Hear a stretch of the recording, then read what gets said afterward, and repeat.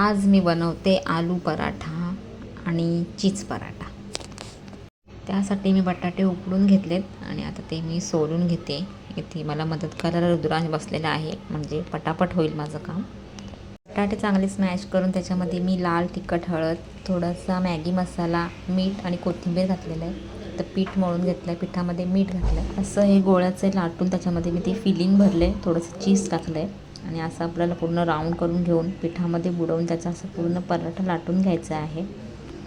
आणि तवा तापत ठेवला, त्यानंतर त्याच्यावरती पराठा टाकून त्याला मस्त तूप लावलेलं आहे. भरपूर तूप लावायचं म्हणजे पराठा खूप नरम होतो. मॅगी मसाला टाकाच, कारण की त्याच्यामुळे खूप वेगळी चव येते आणि एवढा टेस्टी लागतो, खूप भारी लागतो मॅगी मसाल्यामुळे. तर मऊ मऊ पराठा इथे झालेला आहे. आता मी टेस्ट करून बघते कसा झाला आहे तो. वा वा, गरम गरम पराठा एक नंबर लागतो आहे, खूपच भारी लागतो आहे. इथे ट्राय केला आहे मी चीज पराठा. चीज पराठा पण खूप भारी लागतो, नुसता चीज. दोन्ही भाऊ एकमेकाला भरवत आहेत, मस्त गरम गरम पराठे खात आहेत. तुम्ही व्हिडिओ लाईक करा, शेअर करा, फॉलो करा. बाय बाय, भेटूया नेक्स्ट व्हिडिओमध्ये.